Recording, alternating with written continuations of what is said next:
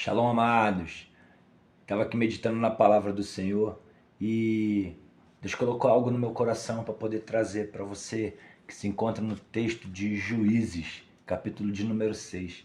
É uma passagem bem conhecida do povo de Deus, dos adoradores, verdadeiros adoradores do Senhor. E eu quero compartilhar contigo 4 versículos, o 1, o 2, o 3 e o 4, que diz assim: Os filhos de Israel fizeram o que era mal aos olhos do Senhor, e por isso o Senhor os entregou nas mãos dos midianitas durante 7 anos.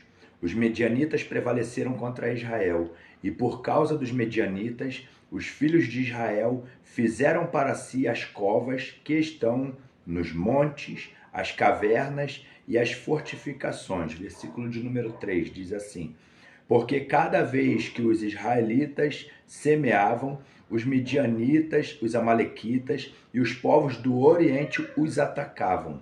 Versículo 4 e último. Acampavam em Israel, destruindo os produtos da terra até a vizinhança de Gaza, e não deixavam em Israel sustento algum, nem ovelha, nem bois, nem jumentos. Louvado seja Deus. Esse personagem que a Bíblia vai relatar agora, que faz mais importância, mais evidência, é o líder chamado Gideão, qual ouvimos muito falar. Um malhador de trigo em tempos de crise. Porém, o contexto dessa passagem que Israel está inserido é um tempo em que eles estão em uma grande decadência espiritual. Em nenhum outro momento da história de Israel na Bíblia é tão oscilante no que tange a fé como o livro de Juízes. A Bíblia vai dizer que neste tempo os homens eles julgavam segundo o desejo do seu coração. Veja bem, esse declínio espiritual que Israel vive faz com que o Israel de Deus se distancie do Senhor. Sabemos nós que Deus ele não fez o homem para viver longe do seu Criador. Nós sabemos que o propósito de Deus é que a existência da raça humana é tê-la perto enquanto ela caminha na terra e após o arrebatamento da sua igreja. Esse declínio espiritual ele tem um fundamento na idolatria. A idolatria ela se instala no contexto em que Israel está vivendo nesse episódio.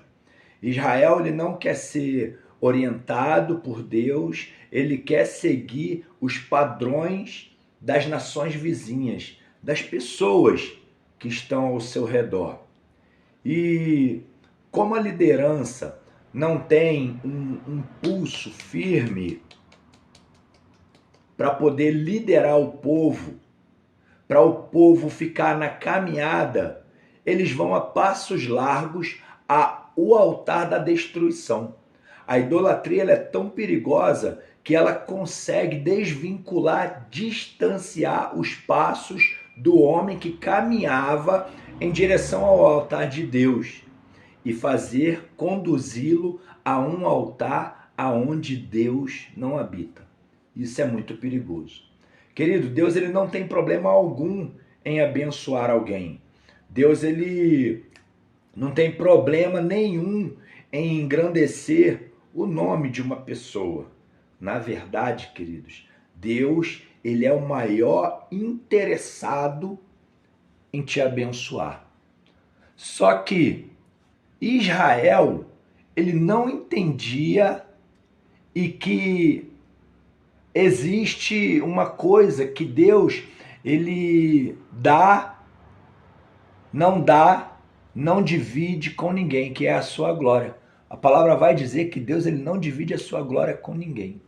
E percebendo Deus que o seu povo caminhava para distante do seu altar, Deus ele usou uma estratégia para trazer Israel para o lugar que ele nunca deveria ter saído. E qual é a estratégia que Deus vai usar para a sua igreja.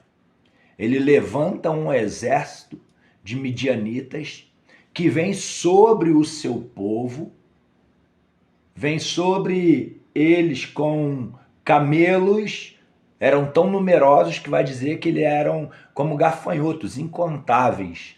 E a Bíblia, ela diz que toda vez que Israel plantava, aproximando-se o tempo da colheita, os medianitas, os amalequitas e todos do Oriente vinham contra Israel, subiam contra Israel e saqueavam tudo que Israel produzia.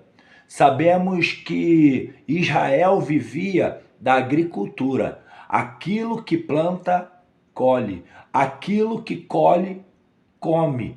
Do que sobra, vende. Do que vende, lucra. E do que lucra, vive. Então, a ideia de Deus de levantar um exército de midianitas é para tocar na força financeira que Israel possuía.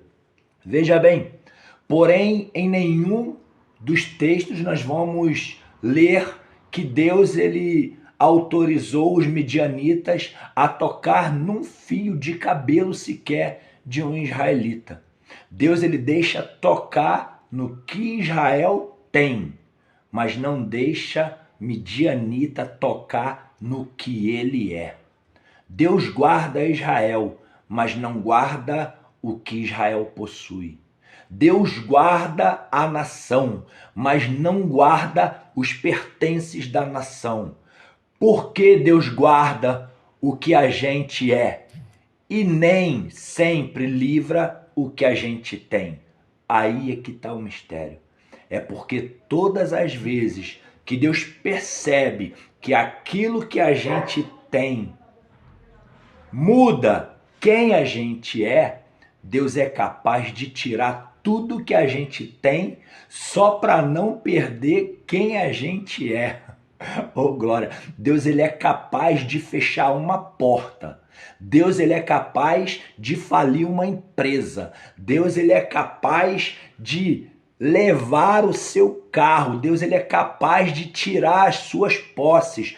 Porque para Deus o mais importante não é o que você tem. Entenda isso. Deus ele não precisa da sua casa para morar. Deus ele não precisa da sua comida para comer. Deus ele não precisa do seu iPhone para poder ligar. Deus ele não precisa do seu dinheiro para sobreviver. Sabe por quê? Ele é dono do ouro e da prata e ele vive para sempre, eternamente. Deus não está, querido, interessado naquilo que você tem. Deus ele é apaixonado por você. E se Deus ele tiver que tirar tudo que você tem, Deus tira, mas te perder, Deus nunca vai te perder. Por que que Deus ele não perde a sua igreja? Porque Deus não divide o que compra. E Deus sabe que o valor que foi pago na cruz do Calvário para tirar a igreja do lamaçal do pecado, oh, aleluia, para purificá-la, para poder regenerá-la, santificá-la e preparar morada para a igreja crescer. Deus ele conhece o valor que eu e você temos. Fique com essa palavra. Aleluia, em nome de Jesus. Que Deus te abençoe poderosamente. E fique aqui com a gente